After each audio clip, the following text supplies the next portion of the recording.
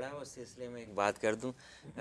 ویسے نیت کر کے نہ پڑھے بلکہ جو اٹینڈنٹ ہوتا ہے اسے چاہیے کہ اسے تیمم کروا دے لیٹے ہوئے بندے کو بھی, تو اس سے پھر اس کے بعد وہ اشاروں سے نماز پڑھ سکتے ہیں. تیمم کر لیا. جی مفتی صاحب آپ کچھ فرما رہے. یہی بات کرنے لگا تھا کہ اگر بالفرض, کیونکہ ترمذی کی جو پہلی حدیث ہے نا, لا تقبل صلاۃ بغیر طہور ولا صدقۃ من غلول, او کما قال, کہ طہارت کے بنا نماز قابل قبول نہیں ہے. اگر بالفرض کوئی مریض بھی ہے, اس حد تک اس کا مرض بڑھ گیا کہ وہ پانی استعمال نہیں کر سکتا, تو دوسرے کو چاہیے کہ اس کو تیمم کروا دے, اور تیمم کرنے سے بھی اس کو وہی پاکیزگی حاصل ہو جائے گی جو وضو کے ذریعے حاصل ہونی تھی. تو بغیر طہارت کے نماز نہیں پڑھ سکتا. اگر پڑھے گا بھی تو وہ قابل قبول نہیں, اور اگر جان بوجھ کر وہ بندہ ایسا عمل کرتا ہے تو سخت قسم کا گناہگار ہے کہ یہ نماز کے ساتھ مذاق ہوگا.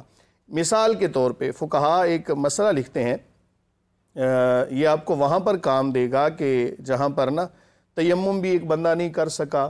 اب آپ نماز کی اہمیت کا یہاں سے اندازہ لگائیں کہ ایک بندہ کسی ایسی جگہ پر ہے کہ جہاں پر نہ تو اس کے پاس پانی ہے, نہ اس کے پاس کوئی ایسی چیز موجود ہے کہ جس سے وہ تیمم کر سکے. ظاہر تیمم تو اس نے کرنا ہے مٹی یا مٹی کی جو اجناس ہیں ان کے ساتھ. اب اس کے بعد کوئی چیز بھی موجود نہیں ہے اور نماز کا وقت ہو گیا, تو فقہا فرماتے ہیں کہ نماز اتنی اہم ہے کہ وہاں پر بھی وہ تشبہ بالمصلین کرے گا. یعنی وہ نماز تو نہیں ہوگی لیکن نمازیوں جیسے کام کرے گا. کیا مطلب؟ کہ رکوع کرے گا, سجدہ کرے گا, لیکن وہ نماز نہیں ہوگی. اس کی وجہ کیا؟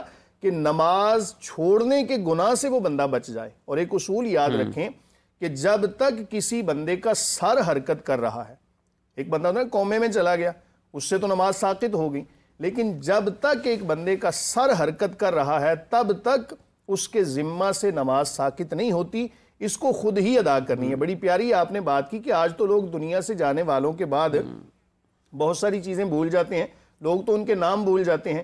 تو اس چیز پہ بھروسہ کر لینا کہ میرے ورثاء میری طرف سے فدیہ ادا کر دیں گے, یہ تو ایک آخری صورت فقہا نے بیان فرمائی ہے. آخری اصل چیز تو یہ ہے کہ جس طرح بھی آپ نے متعدد آیات پڑھی کہ سینکڑوں آیات ایسی ہیں اور سینکڑوں احادیث ایسی ہیں کہ جن کے اندر رسول اللہ صلی اللہ علیہ وآلہ وسلم نے نماز کی تاکید فرمائی, رب تعالیٰ نے حکم فرمایا. اور میں یہاں پر حضرت شیخ عبد القادر جیلانی علیہ رحمہ کا ایک فرمان ذکر ضرور کرنا چاہوں گا. یہ جو لوگ کہتے ہیں نا کہ ہم اولیاء اللہ کو ماننے والے ہیں, اولیاء اللہ کی تعلیمات یہ نہیں کہ نماز چھوڑ دی جائے, یہ نہیں ہے کہ اولیاء اللہ کی تعلیمات کو جناب آپ ایک اور رنگ دے کے اور اولیاء اللہ کا نام بدنام کریں, ایسا نہیں ہے. حضرت شیخ عبد القادر جیلانی علیہ رحمہ فرماتے ہیں کہ جو بندہ نماز نہیں پڑھتا اس کا جنازہ ہی نہ پڑھو.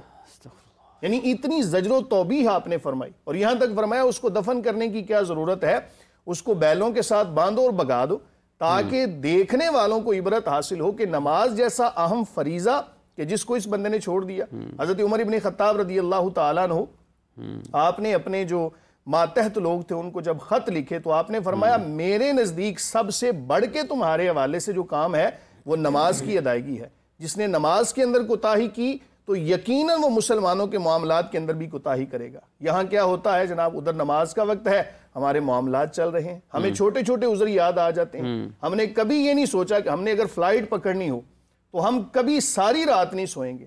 بڑے افسوس سے یہ بات کہنا چاہ رہا ہوں کہ آج ہمارے نزدیک نماز کی اہمیت ایک فلائٹ پکڑنے سے بھی کم ہو گئی ہے اس کو. اچھا سلام اللہ صاحب, جیسے ہم یہ بات کر رہے ہیں فرضیت کے حوالے سے مختلف مسائل ہیں.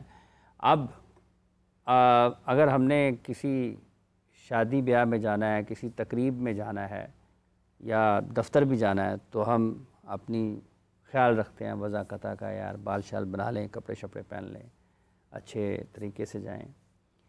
تو نماز کے لیے اگر ہم نے جانا ہے تو جیسے ہی ہے, کسی نے دھوتی پہنی ہوئی ہے, کرتا جیسا ہے ایسا ہے, بال جڑے ہوئے ہیں ایسا ہے, تو مسجد کی طرف چل پڑیں. چلیں وہ بھی ایک عمل تو ہے, لیکن جو افضل طریقہ ہے وہ کیا ہے؟ جب قرآن کریم کی آیت ہے قُلْ مَنْ حَرَّمَ زِینَةَ اللَّهِ الَّتِي أَخْرَجَ لِعِبَادِهِ, اس کو ہم سامنے دیکھتے ہیں تو پھر تو کوئی اور صورت نظر آتی ہے جب آپ مسجد میں اللہ کے حضور پیش ہونے کے لیے جاتے ہیں. جی بالکل, اللہ تعالیٰ نے قرآن مجید میں فرمایا کہ یا بنی آدم خذوا زینتکم عند کل مسجد, اے آدم کے بیٹو جب بھی مسجد میں آؤ ہر مسجد کے پاس آتے ہوئے زینت اختیار کرو.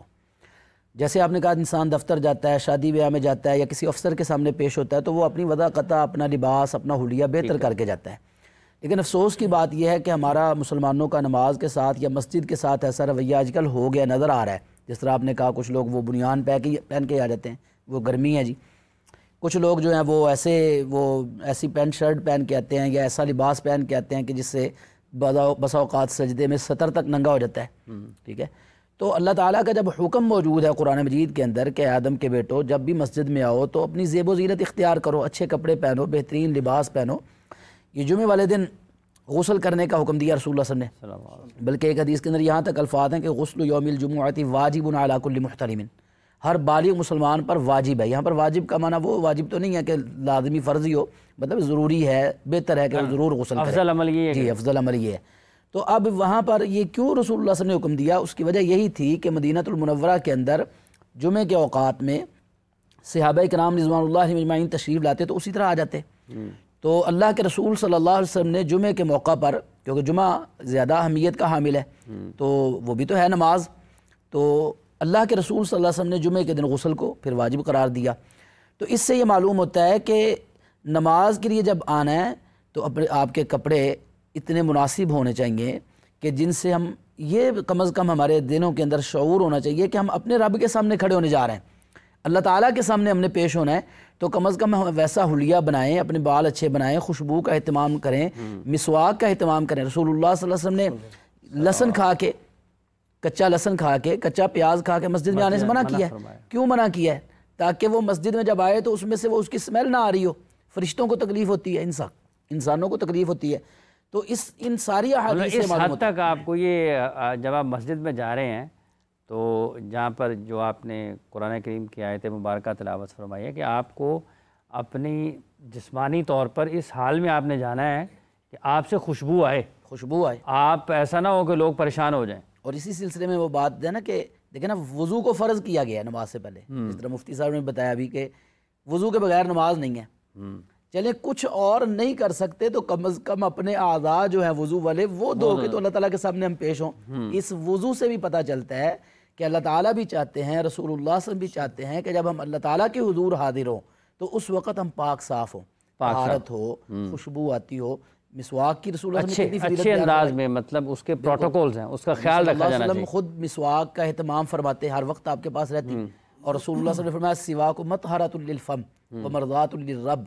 مسواک جو ہے منہ کو صاف کرتی ہے، پاک کرتی ہے اور رب کو راضی کرتی ہے. یہ مسواک کا اہتمام کرنے کا اس لیے حکم دیا کہ نماز سے پہلے مسواک کا اہتمام کرو. تو یہ ساری چیزیں اسی سلسلے میں کہ ہم نے اپنے رب کے حضور پیش ہونا چاہیے، ایک اپنے رب کے حضور پیش ہونا ہے. کالر جی ہمارے ساتھ، السلام علیکم. کون صاحب محترمہ کہاں سے ہیں؟ وعلیکم السلام، میں مریم بات کر رہی ہوں ملتان سے. جی مریم. جی میرا سوال یہ ہے کہ میں جاب کرتی ہوں اور ہمارے آفس میں ہر جگہ CCTV کیمراز لگے ہیں، یہاں تک کہ پریئر روم میں بھی. تو وہاں جب میں نماز پڑھتی ہوں تو میرا سوال یہ ہے کہ کیا ایسے جب اس کو مانیٹرنگ ہو رہی ہوتی ہے تو کیا نماز ہو سکتی ہے، اور اگر نہیں ہو سکتی تو احتیاط میں کس طرح کر سکتی ہوں کیونکہ میل اسٹاف مانیٹر کر رہا ہوتا ہے. ٹھیک ہے جی مفتی صاحب. بسم اللہ الرحمن الرحیم. دیکھیں جہاں پہ آپ کام کرتی ہیں تو جو جس بھی دفتر میں ہیں، جس بھی ادارے میں ہیں، تو ان کی یہ ذمہ داری بنتی ہے کہ نماز کے لیے باپردہ خواتین کے لیے کسی جگہ کا اہتمام کیا جائے. جس طرح کھانے پینے کا اور باقی چیزوں کا اہتمام کیا جاتا ہے تو نماز کی اتنی اہمیت ہے کہ ان کو ایسا ماحول دینا چاہیے، ایسی باپردہ جگہ دینی چاہیے. جہاں تک تعلق ہے اگر بالفرض کوئی صورت باقی نہیں بچی کہ آپ کیمرے کے سامنے ہی نماز ادا کریں گی تو آپ مکمل پردے کی حالت میں عبایا پہن لیں، کوئی لباس ایسا پہنیں کہ جس کی چہرہ ڈھانپ لیں. چہرہ ڈھانپ لیں گی تب بھی کوئی مسئلہ نہیں ہے، لیکن چہرہ کھلا بھی ہوگا تو بھی نماز ہو جائے گی. کیونکہ چہرہ جو ہے یہ بعض علماء نے لکھا کہ یہ خواتین کے سطر کے اندر شامل نہیں، کیونکہ نماز کے لیے جس طرح مرد کا سطر چھپا ہونا ضروری ہے اسی طرح خاتون کے بھی جو سطر کے اعضاء ہیں ان کا چھپا ہونا لازم ہے. اگر بالفرض کوئی جگہ کھل گئی نماز کی حالت میں تو خواتین کی نماز فاسد ہو جائے گی. مثال کے طور پہ نماز پڑھ رہی تھیں تو یہ کلائی کھل گئی، یہ بازو کھل گیا یا بال کھل گئے تو ایسی صورت میں ان کی نماز فاسد ہو جائے گی. نماز ان کو دوبارہ سے پڑھنا ہوگی، کیونکہ جب تک سطر اعضاء چھپے ہوئے اعضاء جو سطر والے ہیں چھپے ہوئے نہیں ہوں گے تب تک نماز نہیں ہوگی. اگر کیمرے کی صورت بھی ہو تو آپ دیکھتی ہیں کہ خانہ کعبہ کے اندر اور ادھر ادھر جتنی بھی آج کل جگہ ہیں وہاں پر بھی تو کیمراز لگے ہوتے ہیں، تو وہاں پر بھی نماز پڑھی جاتی ہے۔ نماز بہرحال اس عذر کی بنا پہ ساقط نہیں ہوگی، اپنی طرف سے آپ جتنی بھی چیزیں ہیں پردے کی احتیاط کر سکتی ہیں، ان کا اہتمام کر لیں، لیکن یہ نماز چھوڑنے کے لیے عذر نہیں ہے، آپ کو بہرحال وہاں پر نماز ادا کرنی ہوگی، لیکن ادارے کی ذمہ داری ہے کہ ان کو ایسی جگہ دیں کہ جہاں وہ باپردہ حالت میں نماز ادا کر سکے۔ صاحب یہ جو ہم جہاں دفاتر کا ذکر ہوا ہے تو جیسے مفتی صاحب نے فرمایا کہ بہت اچھا ماحول دینا ضروری ہے نماز کی جگہ کے لیے، بہت سارے کچھ لوگ ایسے بھی ہوتے ہیں کہ جو نماز کے لیے جاتے ہیں کہ سر میں ذرا نماز پڑھ کے آ رہے ہیں، تو بس پھر انہوں نے اگلی نماز سے واپس پڑھانا پڑتا ہے۔ جی بالکل، اصل میں ایک مسلمان کی ذمہ داری جہاں پر نماز ادا کرنا ہے، یہ اس پر فرض ہے اللہ تعالیٰ کی طرف سے اور حقوق اللہ میں شامل ہے، وہاں پر حقوق العباد بھی تو ہے نا، حقوق العباد کا خیال رکھنا یہ بھی ضروری ہے۔ جو ذمہ داری ایک آفس کے اندر میری ہے یا کسی جگہ پر میں جاب ہولڈر ہوں، جاب کرتا ہوں، تو وہاں پر جو میری ذمہ داری ہے میں نے اس کو بھی ادا کرنا ہے۔ مجھے یہاں پر سیدنا خبیب رضی اللہ تعالیٰ یاد آ گئے، مکے کے مشرک ان کو شہید کرنے لگے، پھانسی لٹکانے لگے، تو کہنے لگے جی مجھے نا 2 رکعت پڑھ دینے دیں۔ انہوں نے کہا ٹھیک ہے۔ اب سیدنا خبیب رضی اللہ تعالیٰ نے جلدی 2 رکعت نماز ادا کی۔ مکے کے مشرک دیکھ رہے ہیں، انہوں نے رسول اللہ صلی اللہ علیہ وسلم کی نمازیں بھی دیکھی تھیں، صحابہ کرام کی نمازیں بھی دیکھی تھیں۔ جب انہوں نے سلام پھیرا تو بڑے حیران ہوئے، کہنے لگے خبیب ہم نے نمازیں دیکھی ہیں آپ لوگوں کی، لیکن ایسی نماز نہیں دیکھی کہ اتنی جلدی تم نے آج پڑھ دی۔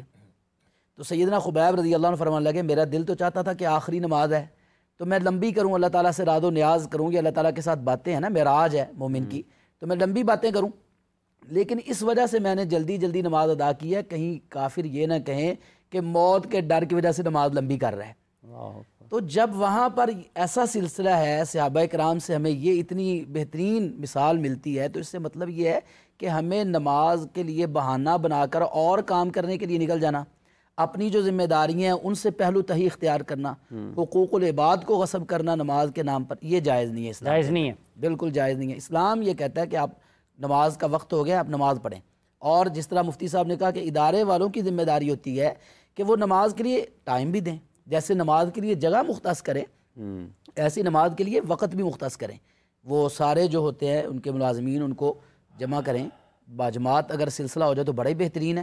باجماعت نماز کی اہمیت اس قدر زیادہ ہے، آپ اندازہ کریں قرآن مجید کے اندر 5ویں پارے کے اندر اللہ رب العالمین نے بیان فرمایا کہ جب آپ جنگ کے میدان میں کھڑے ہوں، سامنے کافر کھڑے ہوں، وہ ہتھیار لے کے آئے ہوں، اسلحہ لے کے آئے ہوں، تو اس وقت وَإِذَا كُنْتَ فِيهِمْ فَأَقَمْتَ لَهُمُ الصَّلَاةَ، آپ ان کو اس وقت بھی نماز پڑھائیں باجماعت۔ ہاں باجماعت نماز کے طریقے کے اندر تخفیف کر دی ہے، صلاۃ الخوف کا جو طریقہ ہے وہ طریقہ تبدیل کر دیا ہے، لیکن نہ نماز کی چھٹی دی ہے نہ جماعت کی چھٹی دی ہے۔ ایسے ہی میں چاہتا ہوں سمجھتا ہوں صلاۃ الخوف، ہاں جی، یہ اگر کوئی